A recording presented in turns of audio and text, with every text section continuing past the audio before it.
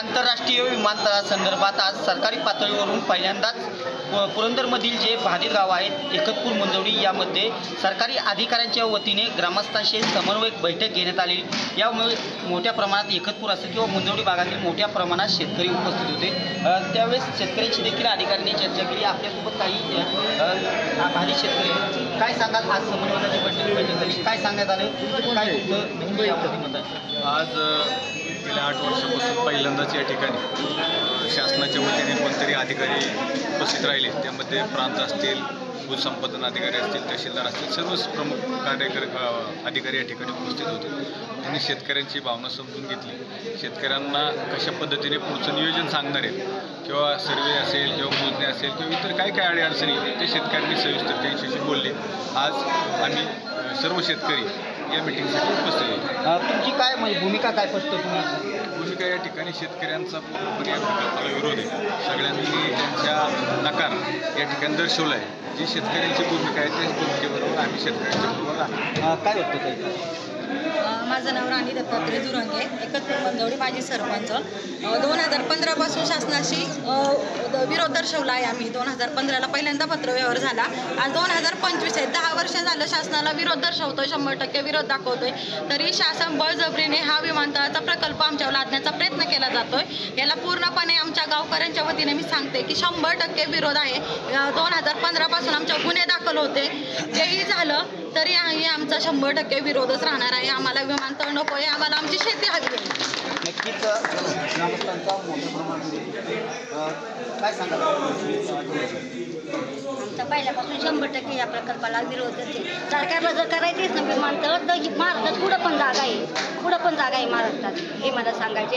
आणि त्या सरांनी मागाशी सांगितलं की समृद्ध महामार्गाबद्दल किंवा रिंग रोडबद्दल, तर रिंग रोडमध्ये समृद्धी महामार्गामध्ये एवढी जागा जात नाही। आज रोजी आमचा 1 गुंठासुद्धा राहत नाही, आम्ही काय करणार? आत्महत्येचे पर्याय एवढं सांगायचं। नक्कीच आमच्याजवळ काहीच राहत नाही असं शेतकरी भावना मांडत आहे ना। आम्हाला आत्महत्येशिवाय पर्याय असं कसं पाहता गावातील काही जमिनी शेतकरी सांगतात आमच्याकडे त्या जमिनी बागायती झालेली आहे असं फिर असेल कसं पाहतात? नमस्कार, मी पोपट वसंत बामे, मी एक बाधित शेतकरी आहे। माझे उपसरपंच सुद्धा पद भोगलेले आहेत। तसे आम्ही ग्रामपंचायतीचे इथून माग 16 सालीपासून जे विमानतळाचं हे गाव घातला तेव्हापासून आम्ही त्यांना ते पत्र व्यवहार करतोय, ग्रामसभेचे ठरावसुद्धा देतोय। तरी पण शासनाला जरी विमानतळ करायचं असेल तरी जे आमची लहान मुलं, स्वतः आम्ही, बायका, मुलं आणि सगळी गावातली पहिल्यांदा त्यांना गोळ्या घाला। जसा औरंगजेब संभाजी महाराज चालून आला जसं पकडून जसं चिरफाड केली ना तशी चिरफाड करा आणि विमानतळ करा, मग तुमचं समाधान होईल याच्यात। नक्कीच काका, नुकत्याच बागायती जमीन जरी असं शेतकरी भावना मांडत आहे, शेतकऱ्यांचा पूर्ण विरोध दर्शवतो, परंतु सरकारी अधिकारी वेगवेगळे तुम्हाला पर्याय देत आहेत, कसं पाहता? शेतकरी पर्याय असं मागं सुद्धा देत होते आम्हाला, तर पर्याय दिला म्हणा। फलटणला जमीन बघायला गेलो तर ती कोर्ट घेऊन मागं लागली आमच्या, म्हणले आमचं इथं पडलं आणि तुम्हाला कुठली जमीन अमुक तमुक। तर पूर्णच आता मग साहेबाला सांगितल्याप्रमाणे संपूर्ण मी म्हणजे बाधित आहे, 1 पानसुद्धा जमीन राहत नाही। आम्ही 8 वर्ष संघर्ष देतोय, सौरव राबडत 10,000 लोक घेऊन कलेक्टर कचेरी गेलो आम्ही, तिथं सुद्धा आम्ही अनेक वेळा, परवा तर 1 महिन्यापूर्वी पुरंदर कचेरीवर मोर्चा काढला, तिथे चांगल्या प्रकारे। पण काय करते शासनाला आता पवार साहेबांना मी बोललो होतो की तुम्ही ठरवलं तर इकडचा डोंगर तिकडं होईल, आमची अंजरा चढवून त्यांनी विमानाने पाणी केली आणि इथलं विमानतळ मोरगावच्या बाजूला नेलं आणि तिथे मोजणी सुद्धा आली। पण पुन्हा शासन बदलल्यानंतर पुन्हा याच 7 गावावर ते लाटलं गेलं। वास्तविकतेने आमची गरीब लोक आहेत आणि आता विचार करा, पिकाट बांधलं तर लगेच माणसाला खायचं चालणार आहे, कुठं बांधणार आम्ही?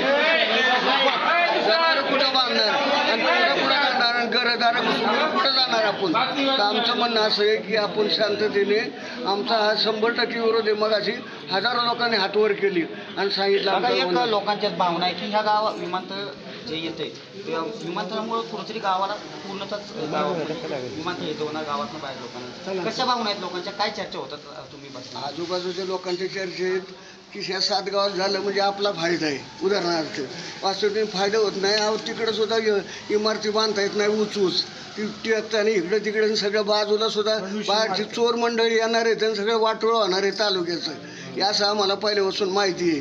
तर आमचा हा 100% खतपूर मंजवडीतर्फे या मुलांनी सांगितलं ना की आम्हाला गोळ्या घाला आणि मग तुम्हाला विमानतळ करायचे ते करा, असं सगळ्यांचं आमनं म्हणणं तीच आहे. नमस्कार.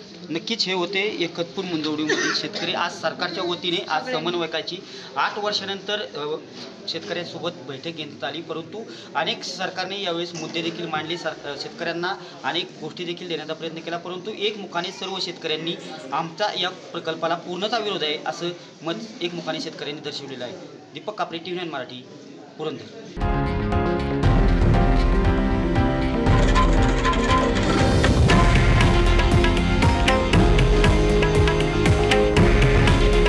हे आहे देशातील नंबर 1 न्यूज नेटवर्क आणि आपण पाहत आहात TV9 मराठी.